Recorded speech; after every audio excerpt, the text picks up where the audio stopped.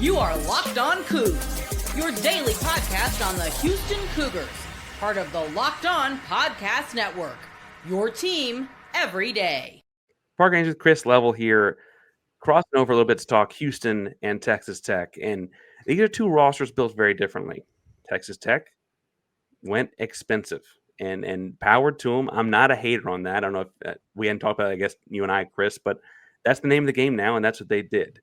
Houston, with a different set of resources, went out and found a bunch of guys from Louisiana Lafayette and UAB or U South Florida, like a bunch of guys from smaller programs. Carlos Allen, a key defensive tackles at Kennesaw State before, right? Like, and got these guys and got them to the Power Four. Chris, you watch Texas Tech much closer than any of me in my audience. Is there a key matchup you see this weekend that you say, okay, if this goes our way, the game will go our way? Well, and you know what's funny, Parker, is that they did spend money. There's no doubt, but a lot of the guys, one of their best defensive linemen is from UCF. One of the other ones is from Northern Illinois, from Stanford, from Georgia Tech, Houston, Charlotte, Mississippi State. So they brought in experienced guys that were under the radar at Group of Five and some Power Four programs. There's just not that many Power Four guys that came in. But to me, you're asking about a matchup in this particular game. Is that what I hear you asking? Yeah. To me, I have one in particular, and it involves a former Red Raider and a current Houston Cougar. I am fascinated to see what Dalton Merryman does at tackle versus a guy like David Bailey. That's because Dalton Merryman is not in Lubbock anymore because of he really struggled against really big-time pass rushers, namely the Colorado front last year, and it almost got Baron Morton killed. It just wasn't pretty. And I think he's a good lineman. I just think he struggles with elite pass rushers and fast guys with some twitch. So just one in particular, mano a mano, that one I would be very curious about. Well, and I could sit here and like wax poetically about moving from left tackle to right tackle, and that's going to fix that doesn't fix everything. I'm not going to lie to you and say like I'm not worried about the David Bailey, Romello Height matchups potentially there, right? Like those guys are also very talented, and they're going to put both tackles for Houston to the test in a lot of ways. I'm intrigued by every week Houston plays who matches up with Tanner Kogel, right? 6'7", 6'8", tight end, big frame, wide catch radius. Because to me, if teams can't figure that out, he's going to get 9-10 catches. And if they do figure that out, then suddenly you have to kind of bend other things. Is there a safety or a linebacker? Who do you put on a 6'8" tight end in any sort of a coverage system? Well, maybe the Big 12 Defensive Player of the Year and Jacob Rodriguez. You know, I mean he'll be tasked with that. Or they brought in Cole Wisniewski, who's a strong safety from North Dakota State. That's like 6'4", 220. He's a safety. And he Connors. I thought it was pronounced Koziol. So I guess I've screwed up on my own show because I thought it was pronounced. How did you say it? I've been saying Kogel, and no one's ever like. It's okay, one's. The pronunciation guide I got from Houston for the radio broadcast in preparation. I think it says it Koziol. So I'm just going to go off of that because I don't know. I don't want to screw it up. So one of us is probably right, or maybe there's the truth in between. Or there's a third, yeah. Whatever, yeah. He's a problem. There's no doubt. I think Dean Connors is a problem. The biggest problem is your guy who you've loved since the Houston got him is Connor Weigman.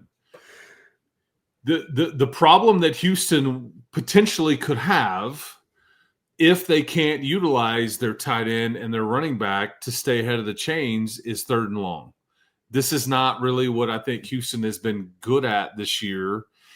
They did beat Oregon State deep over the top a couple of times in the fourth quarter, but it's just, and I don't say this with any level of like cockiness or arrogance or anything. This is different kind of group of defense that I've ever seen in Lubbock before. Okay.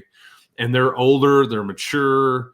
And there's just not a lot of weakness on paper. Now, again, they have to go validate this. They're not the 85 Bears. That's not what I'm saying. But I do think they show up and they're much better in 3rd and longs. If Houston can avoid those situations, they're probably gonna hang in here. There's no doubt about that. But if they stay behind the chains and they're forced to, I just think Weigman is good. He's going to make some plays. He's that good with his legs, with his arm. He's going to make some plays. There's no doubt. But over the long haul, because this is what happened with Utah. Over the long haul, it's like, okay, we may get you. We may get you on a drive. We may get you a little bit, but you're not going to get us for a lot. And if you do, one of those kinds of things. So over 60 minutes, is that a way to live if you're in 3rd and long and playing from behind or whatever? So, because that would be my biggest question for Houston in this game is, can they score enough points?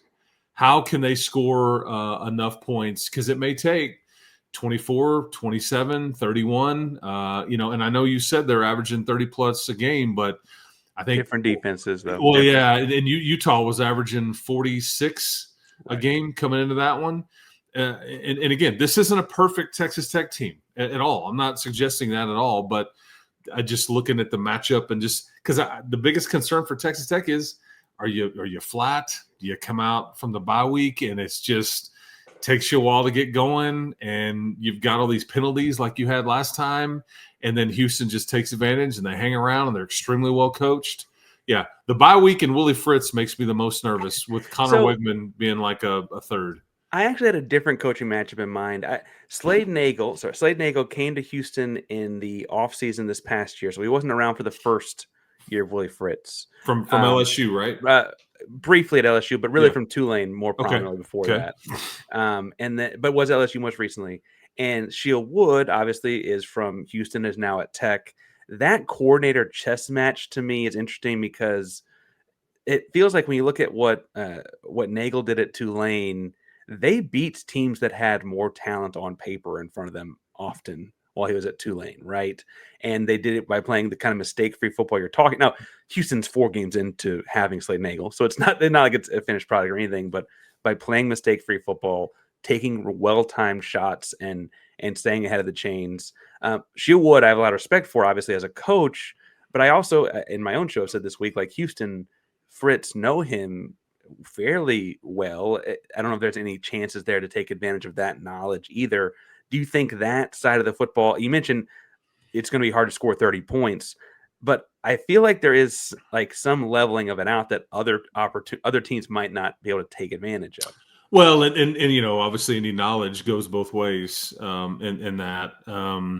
I think Coach Wood was asked repeatedly in town this week about he wouldn't talk about it at all. he doesn't want to be a part of the story, like he doesn't want to make it about him, and he just wasn't going to acknowledge it. Like I know what y'all are all doing, but I'm just not going to give that to you. I think you keep that behind closed doors. What I've been impressed with him here is that you see this really good coordinator, and you come in and you're thinking, okay, what all is the stuff he's going to do? He hasn't really done, like, he rushes 4. They have one of the lowest blitz rates in the country because he doesn't have to. And he's kept it pretty simple. I think he's got a really good group of linebackers that he's specifically in charge of. And they just – and he's moved a few pieces around a little bit, but it's been pretty fascinating to watch him kind of do his thing, because the previous coordinator here, Tim DeRuyter, phenomenal guy, knows a ton of defense. Coached at A&M, was a head coach at Fresno State, was a decent defensive coordinator at Oregon. He coached Von Miller and the guy that plays for the Giants right now, the name escapes me, that played for Oregon on the edge. Yeah, he's just but his system was very complicated, and I think Coach Wood has been the opposite of that. And I think it's been pretty fascinating because it's clearly working. You don't have to, be exotic when you've got really good players. You just let them make sure they're in the right spot and all that stuff. So Coach Wood actually mentioned that. I was like, man, I think that's what Houston does. They do a really good job of picking out when they want to take a shot and when they want to max protect. And it's our job to try to kind of figure out when those times are and be ready for it. So, yeah, I mean, I'm sure there's a chess match there somewhere, but I just this could be the boring side of the ball. The other side, the inverse of this, maybe where this game is decided. I'm talking about deciding this game, actually. Nice segue in the third and final segment, because I think both teams have interesting paths to victory, and I don't know that they look alike. We might know early because of that, and I want to talk about that in a second. Before we get there, today's show is brought to you by our buddies over at FanDuel. The NFL season's here. FanDuel has an offer you don't want to miss. Right now, new customers can bet just $5 and get $300 back in bonus bets if you win. That's right. Pick a bet, put down $5, and if it hits, you'll unlock $300 in bonus bets used across the app. That's in-game parlays, before the game, over-unders, money line, anything you want over at FanDuel. So what are you waiting for? Visit FanDuel.com to download the FanDuel app today and get started.